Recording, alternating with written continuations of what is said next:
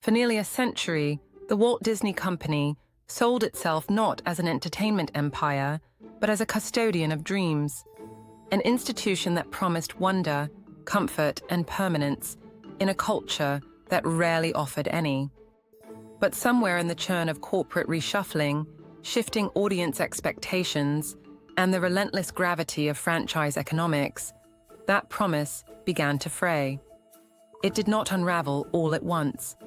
Rather, the change slipped in quietly, in the way a familiar melody can be played, with such mechanical precision that its warmth goes missing, even if the notes remain the same. Today, as Disney navigates financial turbulence, creative uncertainty, and a customer base whose faith has grown noticeably thin, the question many are asking is deceptively simple. How did the company that taught generations to wish upon a star lose the magic it once seemed unable to help but create? Disney's mystique was never just about animated characters or theme parks or merchandising synergy. It was about emotional choreography. A Disney film didn't simply entertain. It guided viewers towards something like a communal sigh, a collective softening. Even as the company became a corporate titan, its cultural role was decidedly intimate. It held hands with childhood. It provided refuge in the predictable, moral contours of fairy tales. Families passed down an almost ritualistic affection. The VHS tapes stacked by the television, the first trip to the Magic Kingdom, the motionless hush that fell over the living room before the opening notes of When You Wish Upon a Star. It is difficult to pinpoint the moment when those rituals began to feel like artifacts rather than living traditions, but many longtime fans will say the shift became unmistakable in the last decade. Part of the story can be traced to the company's acquisitions. In the mid-2000s and early 2010s, Disney's purchases of Pixar, Marvel, and Lucasfilm were widely hailed as masterstrokes, deft moves that promised to fuse Disney's brand of emotional storytelling with some of the world's most beloved narrative universes. For a while, that promise held. Pixar continued to produce thoughtful, boundary-pushing films. Marvel delivered a run of interconnected blockbusters so successful that the studio became synonymous with a new era of cinematic world-building, and the return of Star Wars set off global waves of nostalgia. But what looked like a renaissance now resembles a turning point. As Disney absorbed its new toys, the company's identity became increasingly indistinct, a collage of franchises and cross-promotions that diluted the clarity of its original mission. Audiences began to feel the fatigue first. It wasn't that the films were universally bad. Many were passable. A few were excellent. But the cadence of their release grew relentless. Marvel movies that once felt like events became homework assignments. Star Wars stories multiplied until the thrill became an expectation, then an obligation. And in all this expansion, the ineffable qualities that once defined Disney, a sense of emotional sincerity, a willingness to slow down, the charm of traditional animation, seemed to recede. Ironically, in trying to become everything, Disney became unrecognizable. Nowhere was this more evident than in the company's shift toward remakes. At first, the live-action reimaginings of animated classics felt like playful experiments, a chance to revisit familiar tales through a different lens. But as the years went on and the remakes proliferated, fans noticed something unsettling. The new versions, often painstakingly faithful to their predecessors, lacked the whimsy of the originals. When computer-generated animals recited lines once spoken by hand-drawn lions with expressive eyes and unmistakable personalities, the effect was uncanny. The stories were the same, but the spirit was gone, replaced by digital realism and box office pragmatism. Nostalgia had become a business strategy, engineered with the precision of a factory line. This tension between artistry and corporate calculus spilled into the theme parks as well.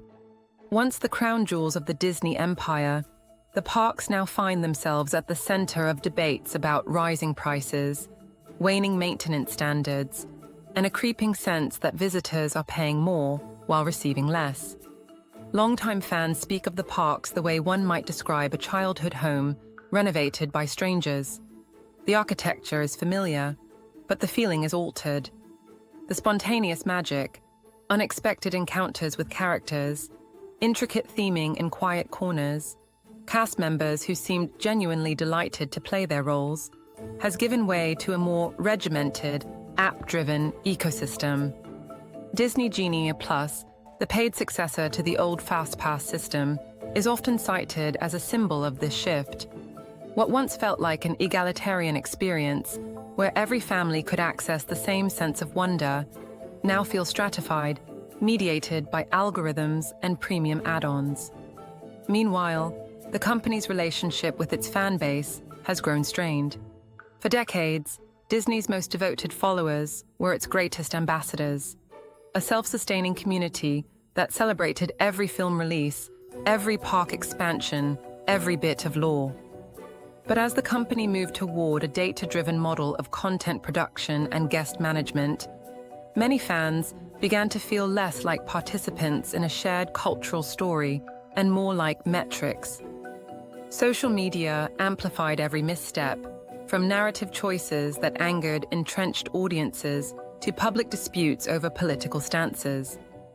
The magic, once assumed to be inviolable, became something that could be debated, contested, and ultimately withdrawn. The pandemic only accelerated these tensions.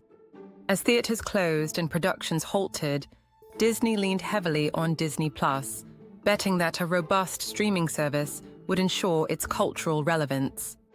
In some ways, the strategy worked. The platform became a lifeline for families stuck at home, and Disney's back catalog enjoyed a resurgence.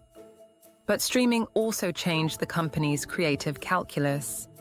Where Disney once spent years crafting films designed to last generations, the streaming era demanded constant content. Series multiplied.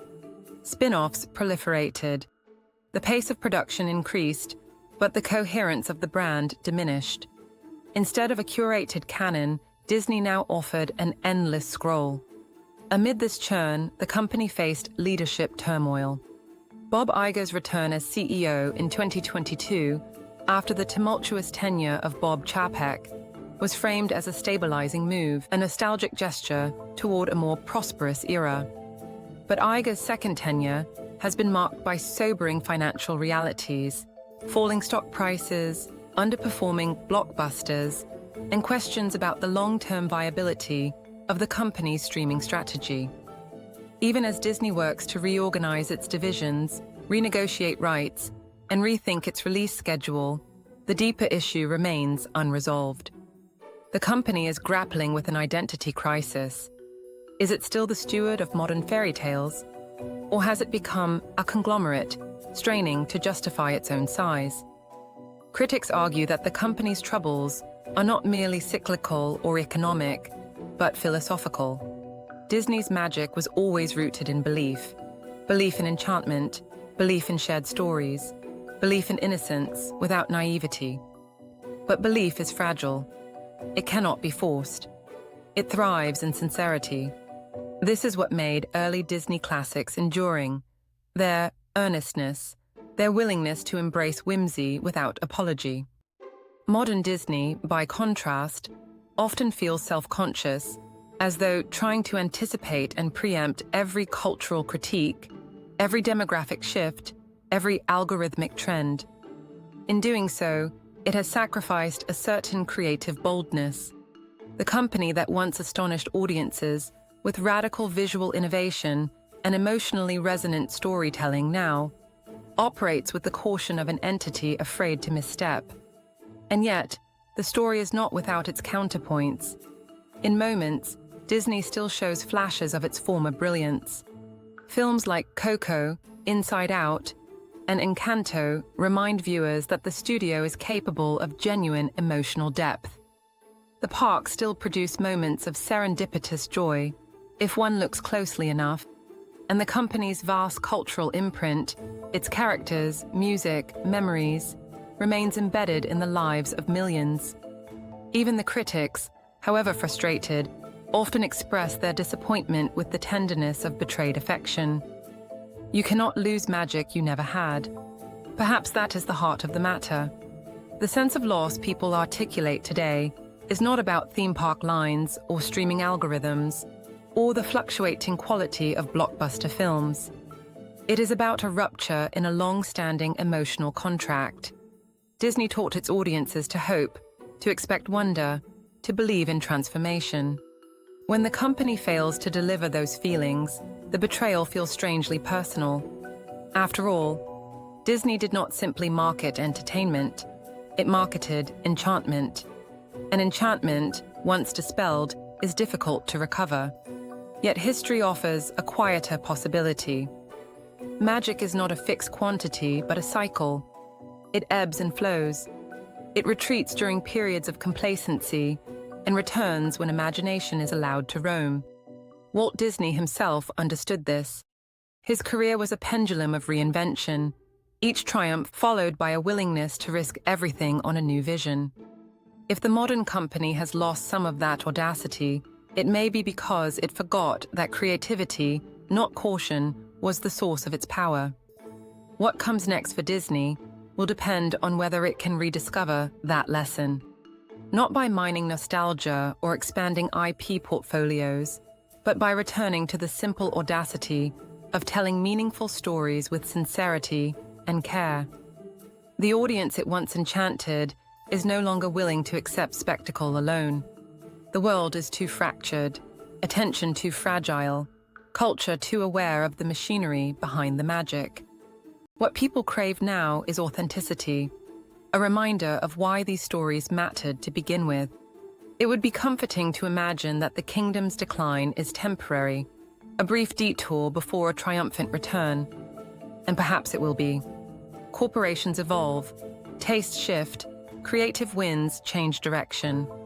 The Disney of today may look very different from the Disney of our childhoods, but the core potential, the ability to move people, to surprise them, to momentarily lighten the burdens of reality, still exists somewhere within the company's sprawling architecture.